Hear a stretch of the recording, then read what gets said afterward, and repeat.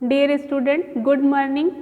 आज Saket online classes में आपका स्वागत है। मैं doctor Anita Pandey, political science. आज हम आपको मौलिक अधिकार के बारे में बताएंगे। मौलिक अधिकार क्या है? आपको जैसा कि पता होना चाहिए कि अधिकारों के लिए ही प्राचीन काल से लड़ाई होती चली आई, चाहे वो फ्रांस की क्रांति हो या इंग्लैंड का मैग्ना कार्टा हो। अधिकार को लेकर के ही वुमेन राइट टू वोट का चाहे हो, कोई भी मैटर हो, अधिकारों को लेकर प्राचीन काल से ही लड़ाई होती चली आई है। हमारा भारत 15 अगस्त 1947 को स्वतंत्र हुआ। उसके बाद हमारे भारत का संविधान बना और संविधान लागू हुआ 1950 को। जब हमारा संविधान बना 1950 को, तो डॉक्टर भीमराव अंबेडकर ने कहा कि हम अधिकारों को यूं ही नहीं छोड़ सकते। हमें अधिकार विधानसभा या विधानमंडल के ऊपर नहीं छोड़ना है और भारतीय संविधान में नागरिकों को प्रदत्त अधिकार दिए गए, जिनको मूल अधिकार या मौलिक अधिकार फंडामेंटल राइट कहते हैं। प्रारंभ में जब संविधान बना तो भारतीय नागरिकों को भारतीय संविधान द्वारा 7 मौलिक अधिकार प्रदान किए गए थे, जिसमें से पहला था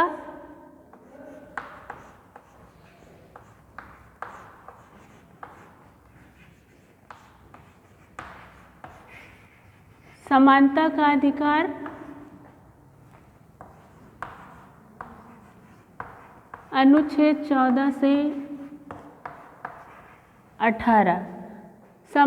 समानता का अधिकार अनुच्छेद 14 से 18। दूसरा स्वतंत्रता का अधिकार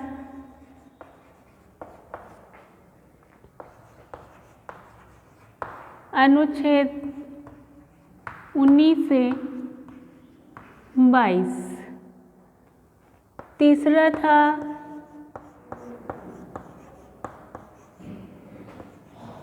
शोषण के विरुद्ध अधिकार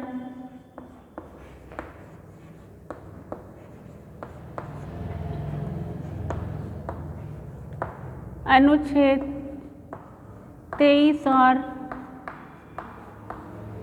24। ये 3। और चौथा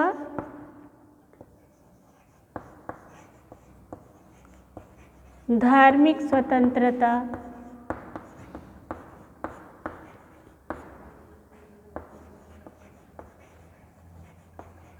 धार्मिक स्वतंत्रता का अधिकार अनुच्छेद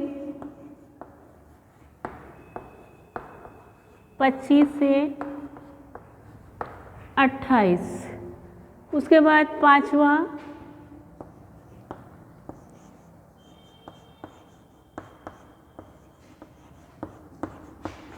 शिक्षा और संस्कृति का अधिकार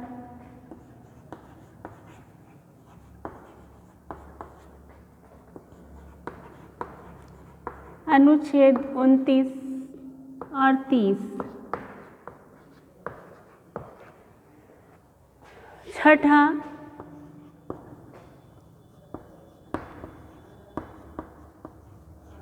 संवैधानिक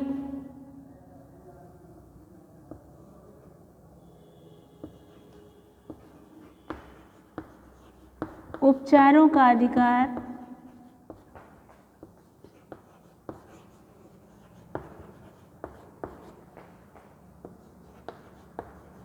अनुच्छेद 32। तो भारतीय संविधान में मौलिक अधिकार में वर्तमान समय में ये 6 मौलिक अधिकार हैं। समानता का अधिकार अनुच्छेद 14 से 18, स्वतंत्रता का अधिकार अनुच्छेद 19 से 22, शोषण के विरुद्ध अधिकार अनुच्छेद 23 और 24, धार्मिक स्वतंत्रता का अधिकार अनुच्छेद 25 और 28, शिक्षा और संस्कृति का अधिकार अनुच्छेद 29 और 30, संवैधानिक उपचारों का अधिकार अनुच्छेद 32। इसमें जब हमने आपको बताया कि प्रारंभ में जब भारतीय संविधान में जब मूल अधिकार प्रदान किए गए तो 7 मौलिक अधिकार थे। कितने थे? 7 मौलिक अधिकार थे। तो 7वां कौन था? उसमें एक संपत्ति का मौलिक अधिकार था। संपत्ति के मौलिक अधिकार बहुत ही इम्पॉर्टेंट है, चूँकि पीसीएस से लेकर के सभी में आता है कि 7वां कौन सा मौलिक अधिकार था जिसको मौलिक अधिकारों की श्रेणी से निकाल दिया गया। तो 7वां जो है मौलिक अधिकार संपत्ति का मौलिक अधिकार था, जो 44वें संविधान संशोधन 1978 में मौलिक अधिकारों की श्रेणी से निकाल करके अनुच्छेद 301 के तहत एक कानूनी अधिकार बना दिया गया है संपत्ति के मौलिक अधिकार को। अब हम आते हैं कि मौलिक अधिकार आखिर में मौलिक क्यों है। अगर आपको ईजीवे में फंडामेंटल राइट मौलिक अधिकार याद करना है तो सबसे बढ़िया तरीका है कि 7 मौलिक अधिकार प्रारंभ में थे। संपत्ति के अधिकार को 44वें संवैधानिक संशोधन के तहत 1978 में एक कानूनी अधिकार अनुच्छेद 301 के तहत बना दिया गया। वर्तमान समय में 6 मौलिक अधिकार हैं: समानता, स्वतंत्रता, शोषण, धर्म, शिक्षा और संवैधानिक उपचारों का अधिकार। ये मौलिक क्यों हैं? मौलिक अधिकार की परिभाषा या मौलिक इन्हें क्यों कहा जाता है? मौलिक अधिकार मौलिक इसलिए हैं क्योंकि मौलिक अधिकारों के बिना व्यक्ति के व्यक्तित्व का विकास संभव नहीं है। मौलिक अधिकारों के द्वारा ही व्यक्ति का नैतिक, भौतिक, आध्यात्मिक विकास होता है। इसलिए भारतीय संविधान द्वारा मौलिक अधिकार को नागरिकों को प्रदान किया गया। जब भारत स्वतंत्र हुआ तो भली भांति जानते थे कि प्राचीन काल में बिना अधिकार के लोगों की क्या दुर्दशा थी। आप चाहे जो भी क्रांतियाँ हुई हैं वो राइट के लिए हुई। महिलाओं ने जो आंदोलन किया राइट के लिए किया। फ्रांस की क्रांति हुई राइट के लिए हुई। ब्रिटिश का तानाशाही जो था, मैग्ना कार्टा आपने देखा, कहीं ना कहीं वो भी राइट के लिए ही था। तो जब संविधान बना तो संविधान विशेषज्ञ जो भी थे, बाबा भीमराव अंबेडकर या जो भी थे, उनको पता था कि बिना अधिकार के हमारा भारत विकास नहीं कर सकता। क्योंकि हम डेमोक्रेसी स्थापित कर रहे थे, तो मौलिक अधिकार प्रजातंत्र का आधार स्तंभ है। बिना अधिकार के कोई भी अपना ना विकास कर सकता है, ना तो अपने राष्ट्र का विकास कर सकता है। चूँकि डॉक्टर भीमराव अंबेडकर ने कहा कि हम विधायिका या व्यवस्थापिका के भरोसे अधिकारों को नहीं छोड़ सकते, हम संविधान में ही उसको स्थान दे देते हैं। तो मौलिक अधिकार वे अधिकार हैं जो भारतीय संविधान के भाग 3 अनुच्छेद 12 से 35 तक व्याख्यायित हैं। भारतीय संविधान के भाग 3 अनुच्छेद 12 से 35 तक, जिसका विस्तृत विवेचन किया गया है। अभी एग्जाम चल रहे हैं।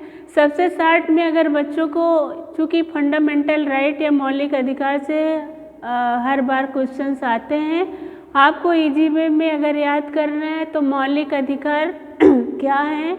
हमने आपको बताया कि मौलिक अधिकार के बिना जो व्यक्ति के व्यक्तित्व के नैतिक, आध्यात्मिक, भौतिक, चारित्रिक सभी तरह का विकास जिससे होता है, वो हमारे भारतीय संविधान द्वारा नागरिकों को प्रदान किया गया है। और वो किस भाग में है, किस अनुच्छेद में है, तो हम आपको बता दें कि भारतीय संविधान के भाग 3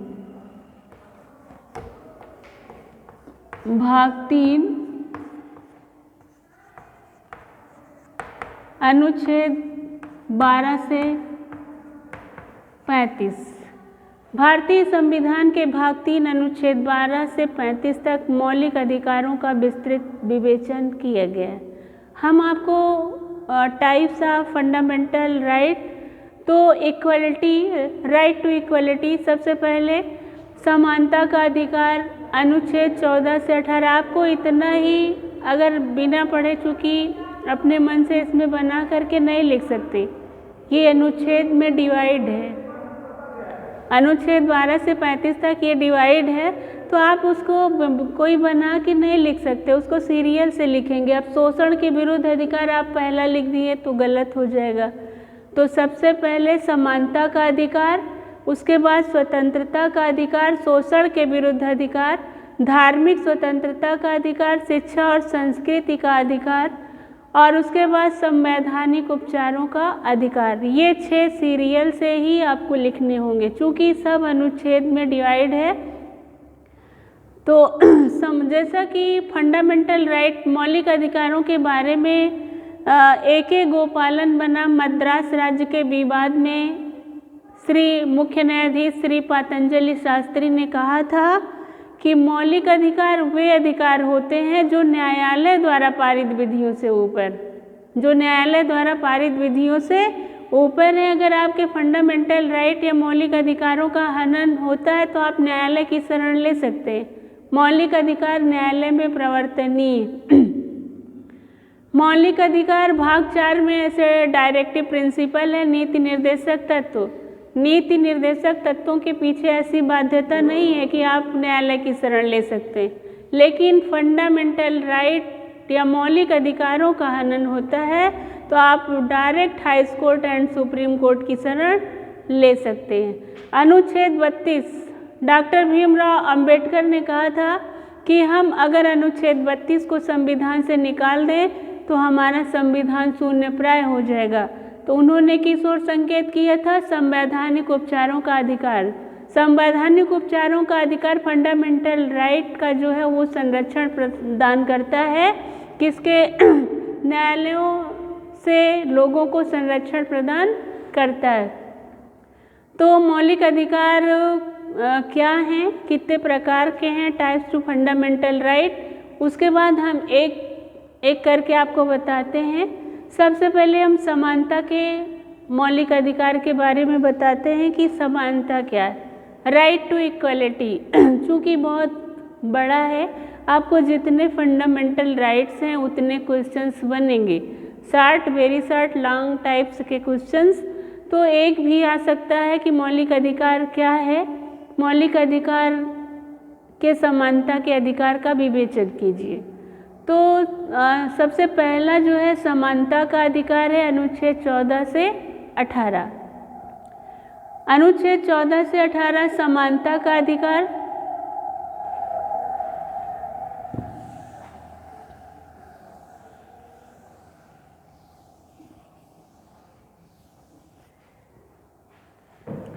समानता के अधिकार में पहला है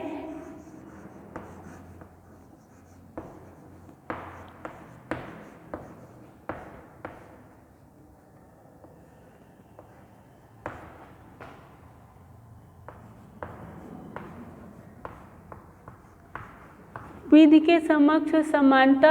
अनुच्छेद 14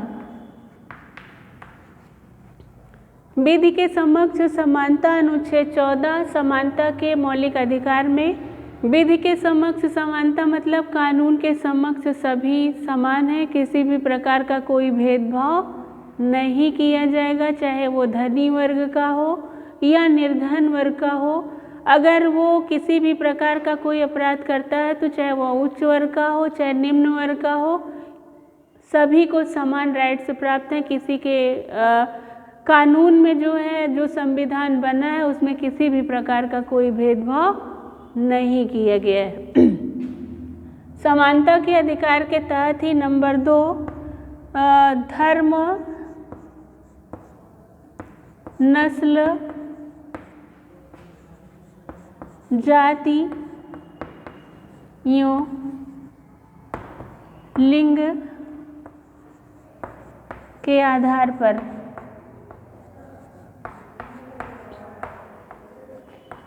अनुच्छेद 15 धर्म, नस्ल, जाति, लिंग के आधार पर किसी भी प्रकार का भेदभाव नहीं किया जाएगा। अनुच्छेद 15। उसके बाद तीसरा, सरकारी नौकरियों में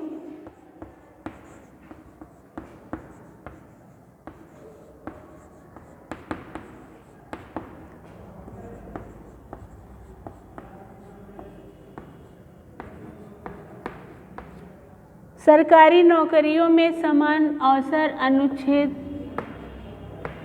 16।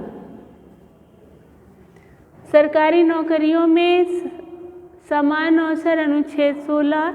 तो भारतीय संविधान के अनुसार जो भी क्वालिफिकेशन, चाहे वह उच्च वर्ग का हो चाहे निम्न वर्ग का हो, लोक सेवा आयोग के लिए जो भी क्वालिफिकेशन चाहिए अगर वो उस व्यक्ति में है तो वो उस पद को प्राप्त कर सकता है।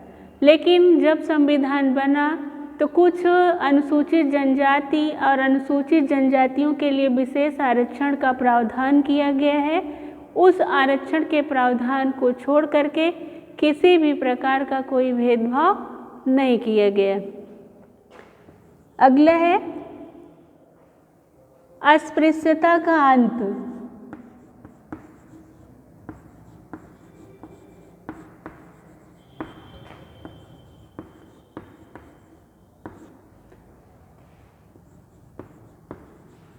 अस्पृश्यता का अंत अनुच्छेद 17। आप जानते हैं कि प्राचीन काल से ही भारतीय समाज में छुआछूत व्याप्त रहा है और उसको मिटाने के लिए आपने देखा कि कितने आंदोलन हुए। या राजा राम मोहन राय को ऐसा माना जाता है कि अस्पृश्यता मिटाने के लिए राजा राम मोहन राय ने बीड़ा उठाया और हमारे भारतीय संविधान में राइट टू इक्वलिटी, समानता के अधिकार के तहत अस्पृश्यता का निषेध कर दिया गया। किसी भी प्रकार का, किसी भी जाति का हो, किसी भी धर्म का हो, किसी भी प्रकार का छुआछूत या अस्पृश्यता का निषेध कर दिया गया है अनुच्छेद 17 भारतीय संविधान में। अगला है उपाधियों का अंत।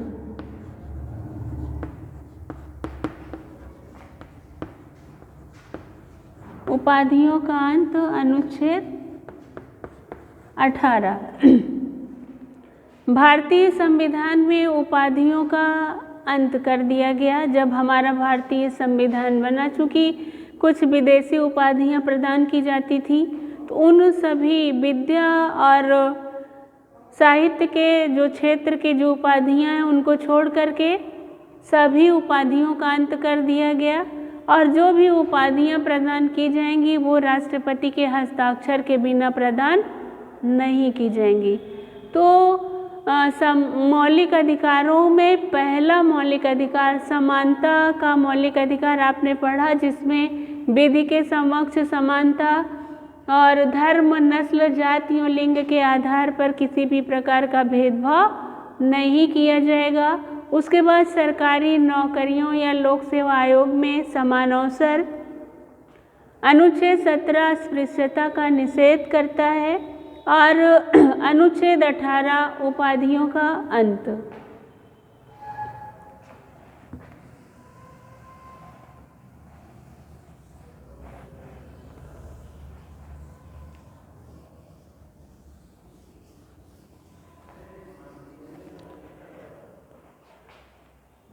मौलिक अधिकारों में मौलिक अधिकार 6 प्रकार के हैं, जिसमें हमने अभी आपको समानता के मौलिक अधिकारों का विस्तृत विवेचन बताया। मौलिक अधिकार 6 हैं। 7वां संपत्ति के मौलिक अधिकार को मौलिक अधिकारों की श्रेणी से निकाल दिया गया है। दूसरा है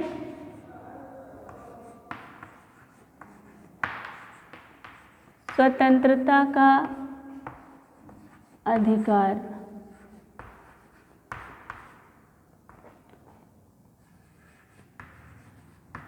अनुच्छेद 19 से 22। भारतीय संविधान के भाग 3 में fundamental right. Okay, thank you. आज इतना ही। कल हम आपको स्वतंत्रता के अधिकार के बारे में दूसरे नेक्स्ट वीडियो में बताएंगे। प्लीज़ चैनल को लाइक और सब्सक्राइब ज़रूर कीजिएगा। Thank you.